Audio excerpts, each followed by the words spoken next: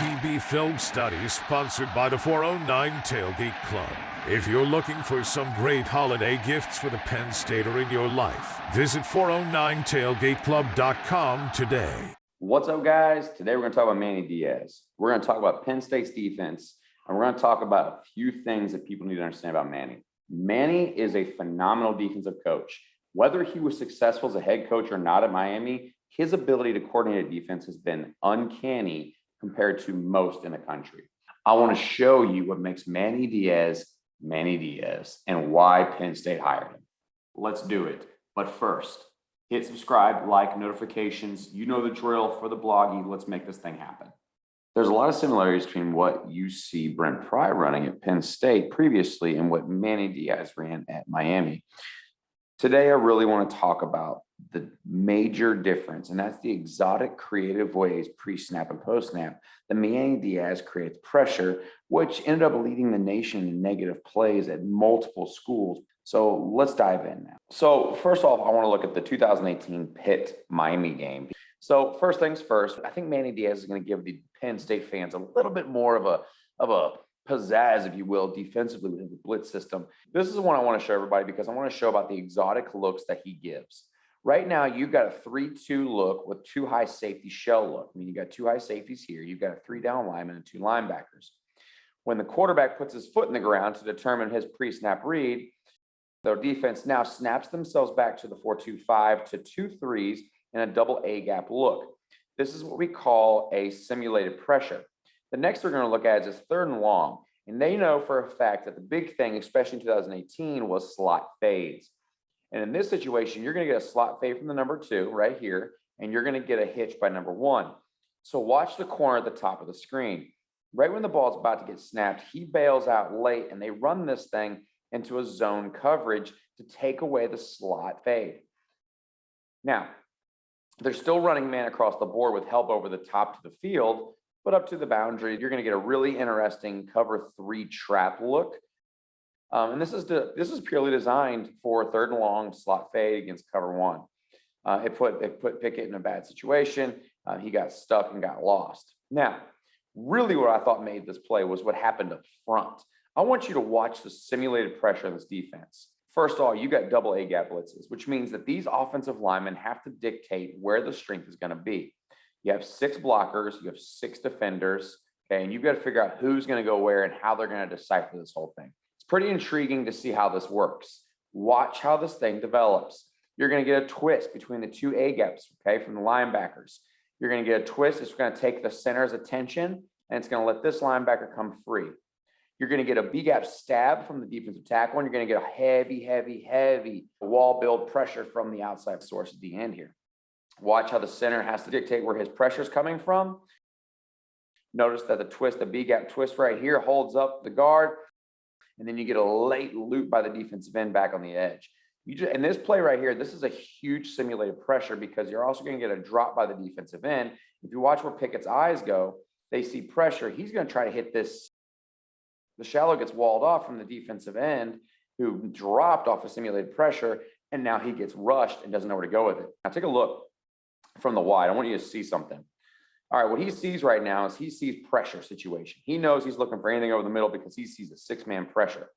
He sees middle pressure. His escape valve is this shallow right here. So he looks to hit the shallow, but he can't because the defensive end dropped off and ran with him man to man. He had nowhere to go with the ball, and he made a bad choice. Same thing you're going to see here. All right, from the wide view, you're going to see what looks like straight cover 1, which it is, but you're also going to see a really late cover 3 roll. You're going to see help from the safety. You're going to see the backside safety come back and play the middle of the field. Okay, so what you're going to see right now is you're going to see man-to-man locked up. You're going to see an extra run fitter right now come in late so he's not accounted in the blocking scheme. And you're going to see the safety drop back to the cover 1 middle of the field. Okay, that's a big help because if you notice the safety's there to come make a play on 3rd and 1. Now, let's talk about the front and the exotic stuff he does. Now, one way to kill wide zone or outside zone or stretch is to create a pinch look, okay, with 2 backer over the top, okay? They call this a pirate. You're going to 2 gap these guys, okay? You're going to get a nice twist here, and you're going to twist the back side. So on a 3rd and 1, this is the amount of stunting and slanting that you're getting in a situation that most people wouldn't do this. Manny Diaz is very exotic on 3rd downs. And I want you to watch what that underneath cut looks like and how it destroys the wide zone. But the double outside linebacker look comes and looks to fill, so there's nowhere to go with it. They don't get a first down. Okay, 3rd and 5. You've got a 3-man front again. You get a guy walking down, turns to a 4. You're going to start with a too high shell look. Okay, 3rd and 5 could be run, it could be pass, it could be screen. It doesn't know what it is. Okay. What you're going to see right now is you're going to see a disguised coverage and a roll down to 3. He loves cover 3, just like Brent Pry did. Okay, loves cover 3 with his pressures. Now watch how it happens. This is a great job. Now understand something. This is an All-American in the making. This is a phenomenal throw by a quarterback under pressure. Let's not talk about that. Let's go back and look at the front. Okay, all these lines, guys, on a 3rd and 5, this is about as exotic as it gets.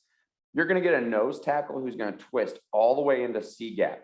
You're going to get a defensive end go from D gap to opposite A gap.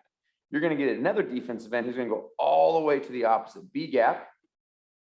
You're going to get a linebacker who's going to run outside and come on out underneath after number 5, the defensive end, comes and clears this tackle. Watch this. You get a nice movement. He knows they're sliding away from the back, so he's just trying to overload the back with a 2 on the edge look.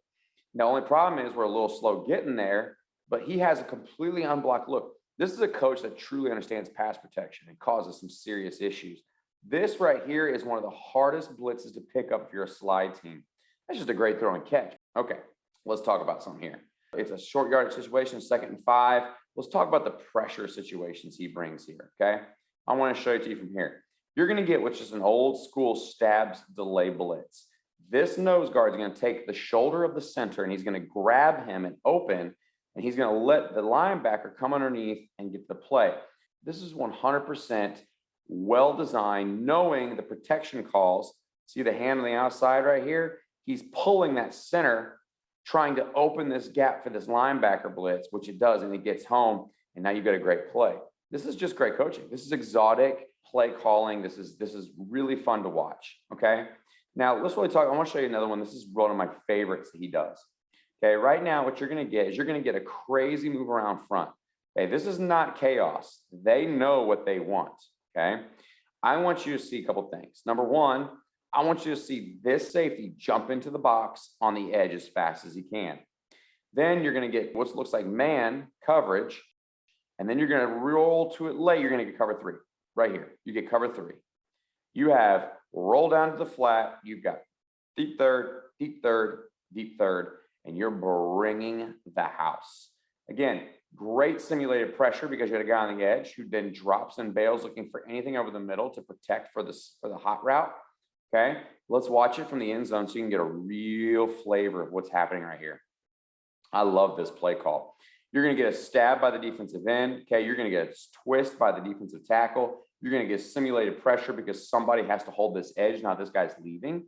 All right, you're going to get 3 off an edge. He knows that if I'm going to beat slide, I have to get 1 to 3 off an edge, and that's exactly what he does right here. Watch. He knows he's going to try to beat the slide away. They try slide 2. You've got 1, 2, 3 coming off an edge. Guys, a lot of people are going to talk about how that's not sound, but in a situation like this, it works because he left the backside completely open. This just shows the exotic nature of Manny Diaz's defense.